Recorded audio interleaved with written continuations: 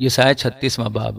اور حزقیہ بادشاہ کی سلطنت کے 14ویں برس یوں ہوا کہ شاہ اسور سنحریب نے یہودا کے سب فصیل دار شہروں پر چڑھائی کی اور ان کو لے لیا، اور شاہ اسور نے ربشاکی کو ایک بڑے لشکر کے ساتھ لکیس سے حزقیہ کے پاس یروشلم کو بھیجا، اور اس نے اوپر کے تالاب کی نالی پر دھوبیوں کے میدان کی راہ میں مقام کیا۔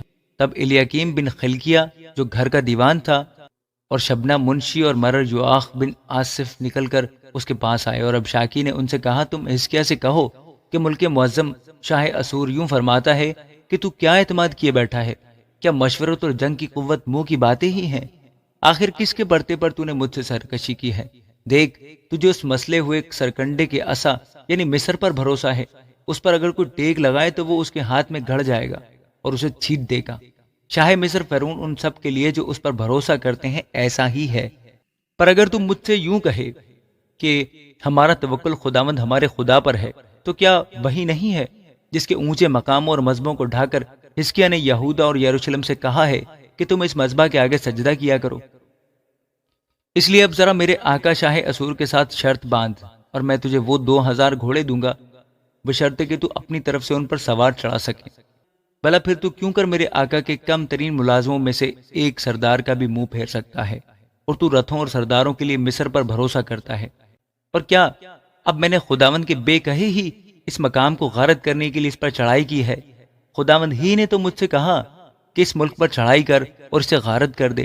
تب الیاکیم اور شبنا اور یواخ نے ربشاکی سے عرض کی کہ اپنے خادموں سے ارامی زبان میں بات کر، کیونکہ ہم اسے سمجھتے ہیں، اور دیوار پر کے لوگوں کے سنتے ہوئے یہودیوں کی زبان میں ہم سے بات نہ کر۔ تب ربشاکی نے کہا، کیا میرے آقا نے مجھے یہ باتیں کہنے کو تیرے آقا کے پاس یا تیرے پاس بھیجا ہے؟ کیا اس نے مجھے ان لوگوں کے پاس نہیں بھیجا جو تمہارے ساتھ اپنی ہی نجاست کھانے اور اپنا کارورا پینے کو دیوار پر بیٹھے ہیں؟ پھر ربشاکی کھڑا ہو گیا اور یہودیوں کی زبان میں بلند آواز سے یوں کہنے لگا، کیا ملک معظم شاہ اسور کا کلام سنو۔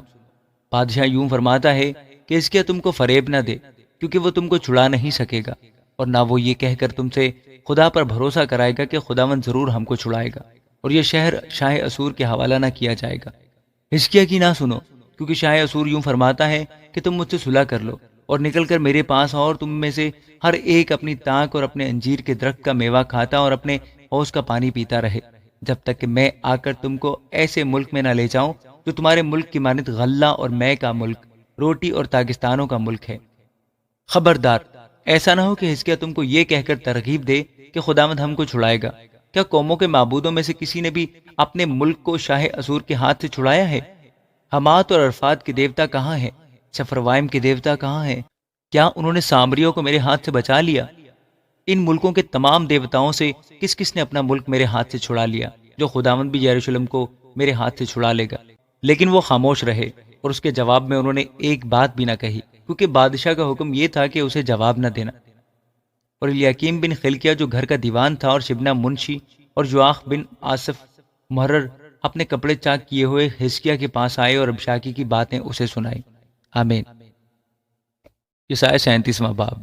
جب حزقیہ بادشاہ نے یہ سنا تو اپنے کپڑے پھاڑے اور ٹاٹ اوڑھ کر خداوند کے گھر میں گیا، اور اس نے گھر کے دیوان الیاکیم اور شبنا منشی اور کاہنوں کے بزرگوں کو ٹاٹ اڑا کر آموس کے بیٹے یسایہ نبی کے پاس بھیجا، اور انہوں نے اس سے کہا کہ حزقیہ یوں کہتا ہے کہ آج کا دن دکھ اور ملامت اور توہین کا دن ہے، کیونکہ بچے پیدا ہونے پر ہیں اور ولادت کی طاقت نہیں۔ شاید خداوند تیرا خدا ربشاکی کی باتیں سنے گا، جسے اس کے آقا شاہ اسور نے بھیجا ہے کہ زندہ خدا کی توہین کرے، اور جو باتیں خداوند تیرے خدا نے سنی ان پر وہ ملامت کرے گا۔ پس تو اس بقیہ کے لیے جو موجود ہے دعا کر۔ پس حزقیہ بادشاہ کے ملازم یسایہ کے پاس آئے، اور یسایہ نے ان سے کہا، تم اپنے آقا سے یوں کہنا کہ خداوند یوں فرماتا ہے کہ تو ان باتوں سے جو تو نے سنی ہے، جن سے شاہ اسور کے ملازموں نے میری تکفیر کی ہے، ہراساں نہ ہو۔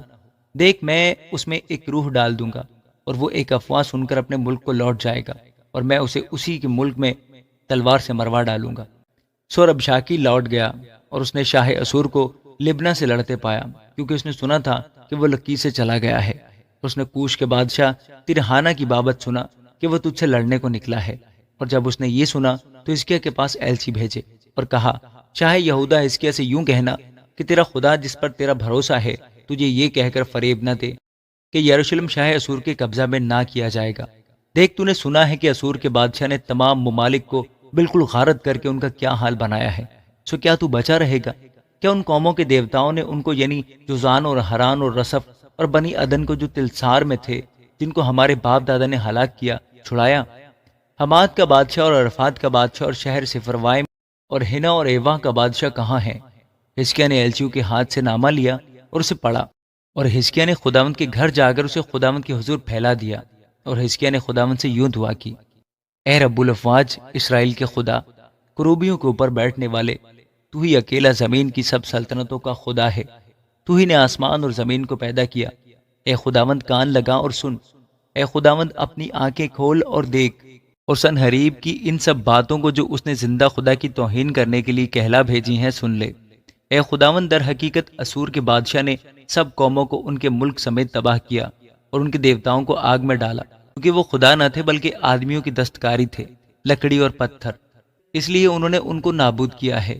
سو اب اے خداوند ہمارے خدا، تو ہم کو ان کے ہاتھ سے بچا لے، تاکہ زمین کی سب سلطنتیں جان لیں کہ تو ہی اکیلا خداوند ہے۔ تب یسایہ بن آموس نے حزقیہ کو کہلا بھیجا کہ خداوند اسرائیل کا خدا یوں فرماتا ہے: چونکہ تو نے شاہ اسور سنحریب کے خلاف مجھ سے دعا کی ہے، اس لیے خداوند نے اس کے حق میں یوں فرمایا ہے کہ کنواری دختر سیون نے تیری تحقیر کی اور تیرا مضحکہ اڑایا ہے، یروشلم کی بیٹی نے تجھ پر سر ہلایا ہے۔ تو نے کس کی توہین و تکفیر کی ہے؟ تو نے کس کے خلاف اپنی آواز بلند کی اور اپنی آنکھیں اوپر اٹھائیں؟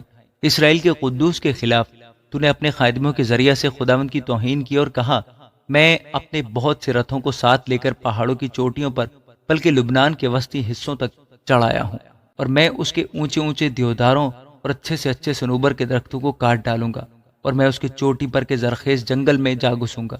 میں نے کھود کھود کر پانی پیا ہے، اور میں اپنے پاؤں کے تلوے سے مصر کی سب ندیاں سکھا ڈالوں گا۔ کیا تو نے نہیں سنا کہ مجھے یہ کیے ہوئے مدت ہوئی، اور میں نے قدیم ایام سے ٹھہرا دیا تھا؟ اب میں نے اسی کو پورا کیا ہے کہ تو فصیلدار شہروں کو اجاڑ کر کھنڈر بنا دینے کے لیے برپا ہو۔ اسی سبب سے ان کے باشندے کمزور ہوئے اور گھبرا گئے اور شرمندہ ہوئے۔ میدان کی گھاس اور پود اور چھتوں پر کی گھاس اور کھیت کے اناج کے مانند ہو گئے جو ابھی بڑا نہ ہو۔ لیکن میں تیری نشست اور آمد و رفت اور تیرا مجھ پر جھنجھلانا جانتا ہوں۔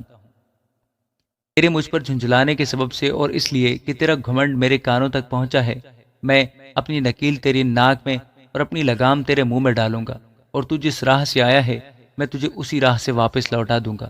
اور تیرے لیے یہ نشان ہوگا کہ تم اس سال وہ چیزیں جو از خود اگتی ہیں، اور دوسرے سال وہ چیزیں جو ان سے پیدا ہوں کھاؤ گے، اور تیسرے سال تم بونا اور کاٹنا اور تاکستان لگا کر ان کا پھل کھانا۔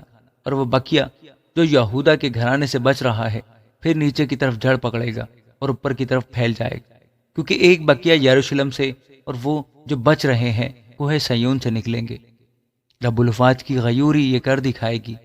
سو خداوند شاہ اسور کے حق میں یوں فرماتا ہے کہ وہ اس شہر میں آنے یا یہاں تیر چلانے نہ پائے گا، وہ نہ تو سپر لے کر اس کے سامنے آنے اور نہ اس کے مقابل دمدمہ باندھنے پائے گا، بلکہ خداوند فرماتا ہے کہ جس راہ سے وہ آیا اسی راہ سے لوٹ جائے گا اور اس شہر میں آنے نہ پائے گا، کیونکہ میں اپنی خاطر اور اپنے بندہ داؤد کی خاطر اس شہر کی حمایت کر کے اسے بچاؤں گا۔